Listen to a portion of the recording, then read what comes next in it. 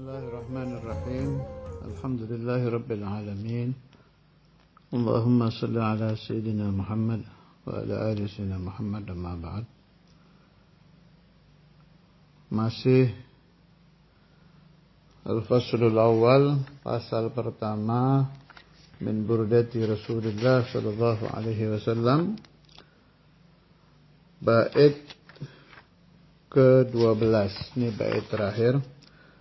Fil ghazli wa syakwal gharam. Ghazl itu artinya puisi cinta, puisi yang romantis gitu. Syakwa mengeluh, al-gharam kegilaan kepada Rasulullah sallallahu alaihi wasallam. Ini bait akhir. Jadi ini tahamtu, ini bait ke-12 sudah tamat, ini pasal pertama. إن اتهمت نصيح الشيب في عذلي والشيب أبعد في نصح عن التهم. Ini sesungguhnya aku ittahamtu,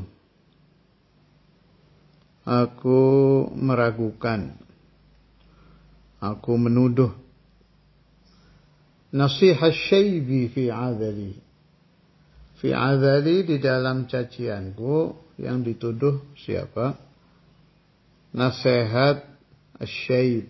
Syaib itu uban. Jadi ini masih tentang orang yang cinta kepada Rasulullah SAW itu nggak mempan dicaci gitu. Tidak mempan dinasehati, nggak bisa, namanya lagi cinta. Jadi kayaknya Ibu Siri ini ngasih bahasa gini lah. Jangankan inti nasehati ana, inti itu kan orang. Orang itu menasehati bisa ikhlas, bisa tidak ikhlas, bisa ada kepentingan. Ini ada penasehat yang murni, sudah nggak mungkin ada kepentingan, asli makhluk dari Allah Ta'ala, namanya asyaib, uban.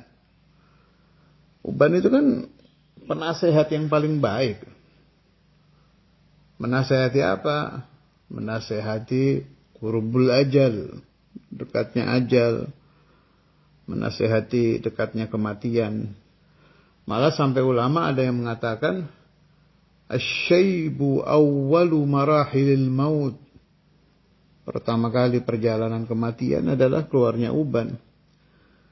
Sayyidina Abdullah bin Abbas di Durrul Mansur diriwayatkan, beliau tafsirkan an-nadhir itu uban. Wa ja'akumun nadhir ay asyaib. Telah datang kepada kalian an-nadhir, yang membawa berita ancaman. Itu an-nadhir ditafsiri oleh beliau asyaibu, uban. Maksudnya Imam Busiri, udah percuma nasihati saya, gak kira berhenti saya dari tergila-gila kepada Rasulullah sallallahu alaihi wasallam. Wasyaibu ab'adu fi nushin anit tuhami. Wasyaibu dan uban ab'adu paling jauh fi nushin, di pemberian nasihat, anit tuhami daripada dituhmah, daripada diduga, daripada disangka tidak baik.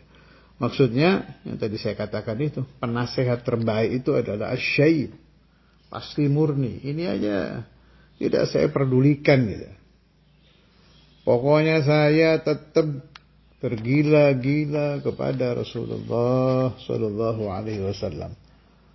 Udah percuma, jangan nasihati saya. Itu yang dimaksud oleh Al-Imam Al-Busiri radhiyallahu taala anhu. Mudah-mudahan ana wa antum mendapat barakatuh asrar, terutama kecipratan, ketetesan ishbuhu bi Rasulillah sallallahu alaihi wasallam, ketetesan hubbuhu bi Rasulillah sallallahu alaihi wasallam. Ini hatam pasal pertama, maksud saya gini ya. Jadi kalau bagi yang rajin mencatat makna-makna burdah, untuk kesana itu tiap baca burdah kita jadi paham nih kemana artinya ini. Pertama ini kan agak sulit ini, kata per kata dipelajari dulu, dipahami maksudnya di Imamul Busiri. Nah nanti setelah hafal, ini kan pasal pertama berapa bait? 12 ya. 12 bait ini dihafalkan. Setelah dihafal bait-baitnya, bagi yang ingin menghafal ya, yang tidak ingin ya nggak apa-apa, baca aja. Baru nanti masuk ke makna yang lebih dalam lagi.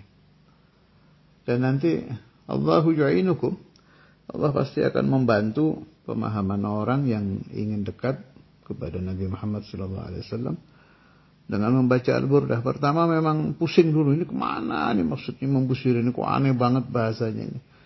Bukan aneh ya, seperti itulah bahasa para penyair, bahasa para pecinta itu jelas beda dengan bahasa tukang ceramah, dengan bahasa pengarang buku-buku nazar. Nazar itu yang bukan nazar. Jadi kalau asyair al-madih dari Rasulullah SAW itu dari hati ya. Bahasanya itu keluar dari hati. Makanya ajaib burdah ini. Orang yang tidak paham aja baca enak gitu. Kenapa? Sebab kembali ke ucapan para ulama itu. Kullu ma kharaja minal qalb waqa'a fil qalb. Semua yang keluar dari hati pasti akan jatuh, akan masuk ke dalam hati. Karena tidak ada satu kalimat pun, tidak ada satu bait pun dari bait-bait burdah ini yang keluar dari mulut saja tanpa hati. Jadi kalau burdah itu bukan dari mulut ke hati, enggak. Dari hati Imam Busiri keluar ke mulut gitu. Dari hati ke mulut beliau dikeluarkan, digoreskan dengan pena, sehingga itu yang saya katakan. Orang nggak ngerti itu bisa enak baca burdah. Tanya aja ke desa-desa itu. Orang-orang kan nggak paham artinya itu. Ke kota-kota. Bukan hanya di desa-desa, di desa, di kota sama saja. Banyak yang nggak paham. Paling baca aja. Ya Rabbi bil Mustafa balligh maqasidana. واغفر لنا ما مضى يا واسع الكرم. Gak paham itu mereka artinya itu. Paling ada yang tanya ke temannya, apa sih artinya waghfir lana itu minta ampun ya? Oh, iya minta ampun. Sudah tenggelam dia waktu baca itu, ya Allah ampuni dosa-dosa saya. Bi barakatil Mustafa, bi barakati Rasulullah sallallahu alaihi wasallam. Dan orang yang begini nih jumlahnya bukan ratusan ribu loh, juta. Di alam dunia ini yang baca burdah tapi nggak ngerti maknanya, tetap asyik, jumlahnya itu sudah masuk juta. Kalau ini bukan karamah min karamatil Imamil Busiri, mau dibilang apa lagi? Karamah itu. Gharib jiddan. Orang tidak paham makna tapi tetap asyik bi Rasulullah sallallahu alaihi wasallam. عاشق بقراءة البردة محبة لرسول الله صلى الله عليه وسلم فالله ينفعني وإياكم والأولاد والبنات والأحفاد والذرية والأحباب من بركات الإمام البوصيري ومن بركات بردته ومن بركات قراء البردة في أي زمان كان وفي أي مكان كان بفضلك يا الله وصلى الله على سيدنا مولانا محمد وعلى آله وصحبه